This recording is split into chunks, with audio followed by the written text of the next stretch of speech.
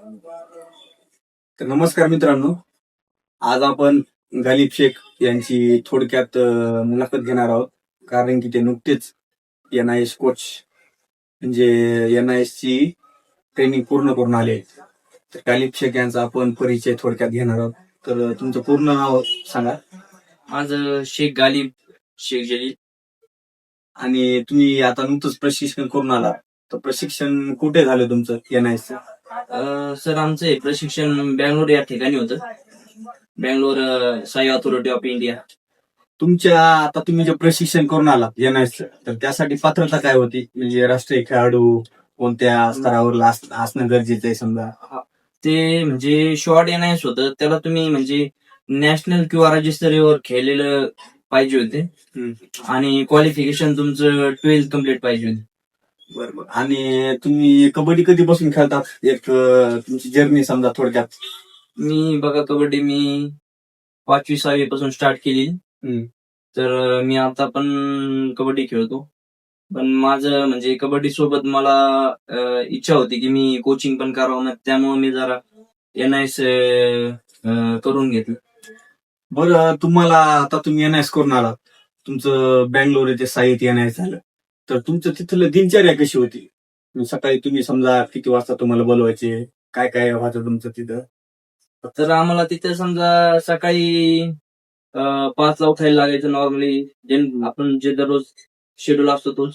आम्हाला 6 वाजता असेंब्ली असायची आमची ग्राउंडवरती. 6ला असेंब्ली झाल्यानंतर मग आम्हाला वर्कआउट थोडस मग स्किल असायचं आमचं. स्किल दररोज डेली एक स्किल वरती वर्क करायची आम्हाला. म्हणजे परत ते 6ला बोलून परत आम्हाला 10ला सुट्टी द्यायची. परत आम्हाला संध्याकाळी ते 4ला बोलवायची. 4ला म्हणजे आमचं स्टार्ट व्हायचं सेशन. परत 7-8 वाजता सुट्टी द्यायची. आणि तुमचं समजा तरी एक शेड्यूलचं, आता हे शेड्यूलचं सांगितलं तुम्ही, आणि तुम्हाला तिथं तुम्हाला जे समजा प्रशिक्षण द्यायला होते, तर ते कोण होते? ते तिथले जे कोच असायचे ते आम्हाला एक भास्करन सर होते, एक प्रवीण सर होते आणि एक सौंदर्य सर होते. ते तिकडचेच होते. एक केरळचे आणि 2 कर्नाटकचे होते. ते अगोदर म्हणजे इंडिया प्लेअर होते, इंडिया लेवलचे. ते आता ते सध्या ते तिकडे डिपार्टमेंटला जॉईन आहेत कोचिंग साठी. म्हणजे बाहेर इतर ठिकाणी समजा कोचिंग करतात. हा, ते इंडियाला म्हणजे ते प्रो कबड्डी मध्ये पण कोच आहेत. भारताच्या संघाला पण रिप्रेझेंट करतात. भारताच्या संघासोबत पण असतात. बरं, आता समजा तुम्ही हे प्रशिक्षण केलं NIS चं, तर NIS चं प्रशिक्षण केलं, तर आता आपल्या मंडळात भरपूर खेळाडू आहेत समजा, तर यांना त्याचा फायदा काय होईल समजा? त्यांना म्हणजे चांगलाच फायदा होईल. कारण नवीन नवीन टेक्निक्स, व्हरायटीज जे आता जनरली माहित नसतात आपल्याला. आता मला पण माहित नव्हत्या. आता मी तिथे गेलो, मी बरंच काही नवीन शिकलो त्या सरांकडनं. तिथं मी NIS कॅम्प मध्ये आम्हाला नवीन नवीन गोष्टी शिकायला भेटल्या. आम्हाला नवीन नवीन व्हरायट्या म्हणजे शेड्यूल, बरंच काही म्हणजे थोडं म्हणजे इंग्लिश वर्ड म्हणजे इंग्लिशमध्ये शिकवल्यात. आता आपण जनरली नॉर्मली आपल्या भाषेत हे करतो, पण तिथे जरा अजून त्याला थोडस रंगरूप देऊन शिकवलं. म्हणजे असं म्हणा की तुम्ही समजा आपण ज्या स्किल हे करतो, तर थोडं काहीतरी ऍडव्हान्स आपल्याला तिकडे शिकायला भेटलं. आणि ऍडव्हान्स तर भेटलं, त्याच्याबद्दल आणखीन तुम्ही शिस्तबद्ध तुम्हाला म्हणजे तुमचं शेड्यूल असं एकदम काटेकोरपणे तुम्हाला त्या शेड्यूलचं पालन करावं लागत होतं. आणि इथं समजा तुम्ही तिथं ट्रेनिंग करून आला, तर तुम्ही इथं मुलांना मार्गदर्शन करणार की बाबा फिटनेस कसं करायचं. आपली मुलं फिटनेस करतात, तर ज्या काही इंजुरी होतात समजा, तर त्या इंजुरी कशामुळे होतात, काय समजा हे पण तुम्हाला तिथं शिकवलं असेल ना? हो, म्हणजे त्यांनी आम्हाला म्हणजे एकदम म्हणजे पहिले तर स्वतः म्हणजे तुम्ही कोच आहात. कोच म्हणजे कसा असतो, म्हणजे त्यांनी आम्हाला 2-3 दिवस तर फक्त तुम्ही कसं वागाल, तुम्ही कसं नवीन खेळाडूला कसं घडवाल, त्यांच्याशी कसं वागाल, कसं म्हणजे एक आम्हाला वागणूक शिकवली, आम्हाला नियम अटी शिकवल्या. मग त्यानंतर त्यांनी आम्हाला स्किल शिकवले. म्हणजे त्यांनी कशा घ्यायच्या त्यांच्याकडून म्हणजे लहान खेळाडू, नवीन खेळाडू त्यांच्याकडून कसं करून घ्यायचं ते शिकवलं आम्हाला. मग परत त्यांनी म्हणजे इंजरी, परत डाईट्स ह्याबद्दल खूप काही शिकवलं आम्हाला त्यांनी.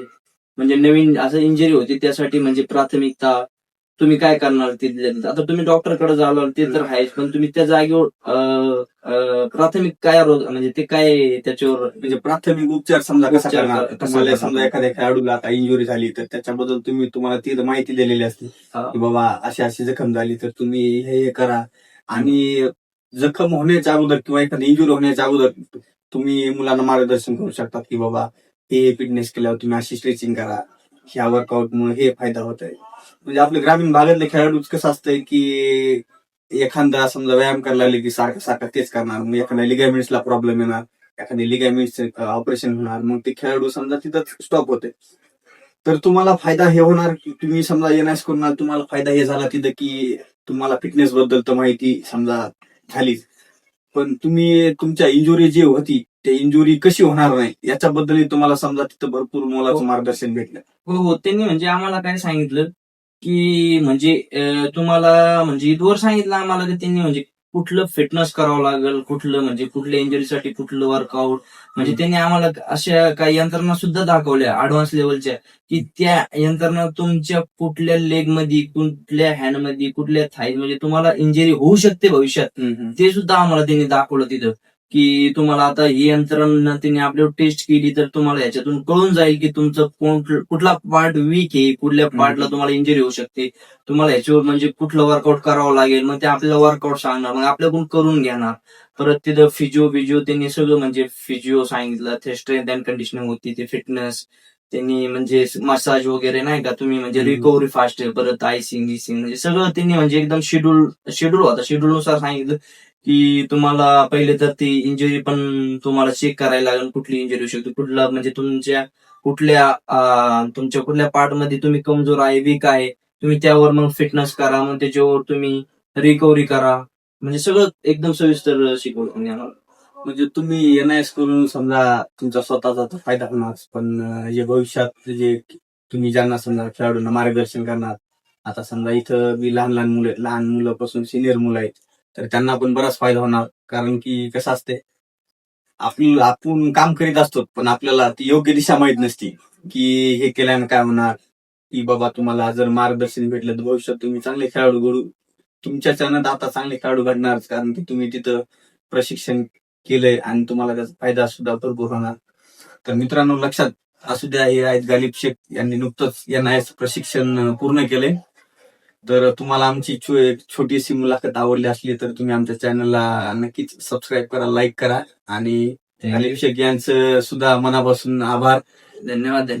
पुढच्या भविष्यासाठी शुभेच्छा. आणखी तुम्ही असंच यशाचे शिखर गाठत जावं. तर चला ठीक आहे, धन्यवाद. Thank you very much.